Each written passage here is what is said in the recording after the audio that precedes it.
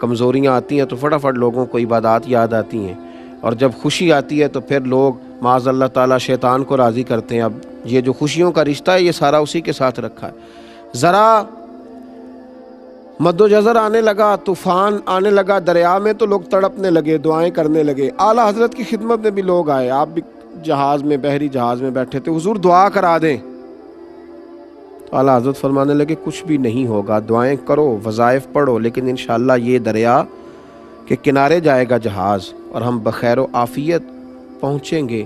کہا حضور آپ دعا کرا دیں۔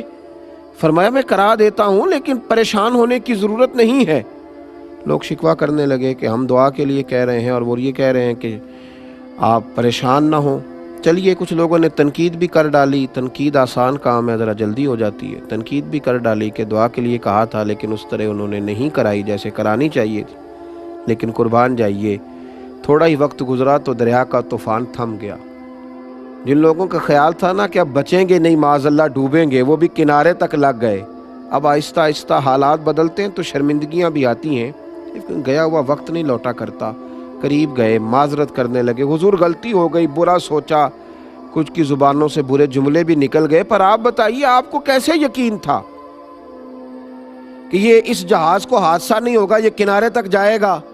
تو اعلیٰ حضرت فرمانے لگے جو دعائیں میرے نبی پاک علیہ السلام نے بیان کی ہیں میں نے بیٹھتے ہی ساری تلاوت کر لی تھی۔ یہ کیسے ہو سکتا ہے کہ نبی کریم علیہ السلام کا فرمان درست نہ ہو؟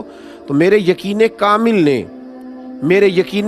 دیکھیں نا، مدینے میں زلزلہ آ گیا تو انسان کا یقین اگر مضبوط ہو، کردار اگر پختہ ہو، اسے خبر ہو کہ میں کیا ہوں، پھر خوف کاہے کا؟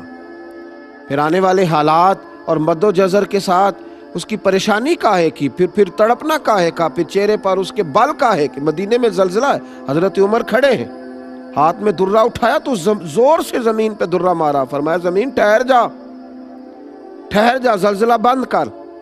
یا پھر عمر کو بتا، کیا عمر نے تیرے اوپر کوئی ناانصافی کی ہے، کوئی ظلم کیا ہے، کوئی زیادتی کی ہے؟ کیا عمر نے کوئی ایسا کام کیا ہے جس کی وجہ سے تو کام پہ؟ یا پھر ٹھہر جا۔ تو لوگ کہتے ہیں عمر کا درہ کیا چلا، زمین کا زلزلہ بھی رک گیا۔ یہ وہ یقین ہے۔ حضرت سعد بن ابی وقاص نے جب آپ نے بھیجا نا حضرت سعد بن ابی وقاص کو دور دراز علاقوں میں جہاد کے لیے، تو حضرت سعد نے کہا تھا حضور کو نصیحت کریں، تو فرمایا اپنی توجہ اپنے رب کی جانب رکھنا۔ حضرت عمر نے کہا اپنے یقین کو کمزور نہ پڑنے دینا، دیکھنا حالات کی رو میں بہہ نہ جانا، لوگ تمہیں بڑی داستانیں سنائیں گے لیکن خیال رکھنا۔ تو حضرت سعد بن ابی وقاص رضی اللہ تعالیٰ عنہ نے بھی اس کا پورا ہی خیال رکھا، پورا ہی لحاظ فرمایا، پوری ہی توجہ کی۔ آپ فرماتے ہیں جب ہم جا رہے تھے نا جہاد کے لیے تو رستے میں ایک دریا آ گیا۔ حضرت سعد بن ابی وقاص کمان کر رہے ہیں، بھیجنے والے سیدنا فاروق اعظم ہیں رضی اللہ تعالیٰ، فرماتے رستے میں دریا آ گیا۔ اب صحابہ کہنے لگے سعد اب کیا کریں گے؟ فرمایا اب کیا کرنا ہے، اپنے رب پہ یقین کامل ہے، اس سے التجائیں کریں گے۔ تو حضرت سعد رضی اللہ تعالیٰ عنہ نے امت کو یقین کا حوصلہ دیا۔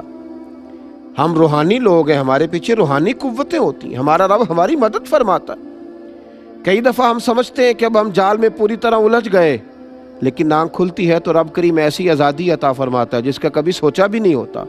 میرے بھائی، دریا کنارے کھڑے ہو کر کے حضرت سیدنا سعد بن ابی وقاص فرمانے لگے او دریا، اگر تو حضرت موسیٰ علیہ السلام کی نافرمان قوم کو رستہ دے سکتا ہے تو ہم تو نبی پاک کے وفادار غلام ہیں، ہم تو حضور کے اطاعت شعار ہیں، ہمارا یقین بڑا مضبوط ہے۔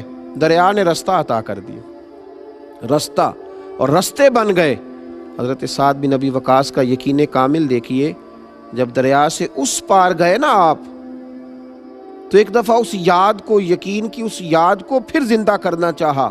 وہ جو حضور نے فرمایا نا یقین اس طرح سیکھو جیسے قرآن سیکھتے، اور پھر امام غزالی نے فرمایا کہ یقین والوں کی صحبت اور سنگت میں رہا کرو، تو حضرت سعد نے وہ صحبت صحابہ کی طرف دوبارہ لوٹائی اور فرمانے لگے کسی کو کوئی چیز تو نہیں رہ گئی دریا میں؟ یعنی آپ لوگوں کو دوبارہ بتلا رہے ہیں کہ ہمارا یقین کامل ہے تو دریا ہماری بات سن رہا ہے۔ فرمایا کوئی چیز تو نہیں رہ گئی، کسی کی کوئی چیز تو نہیں رہ گئی؟ ایک صحابی نے کہا میرا مٹی کا پیالہ رہ گیا۔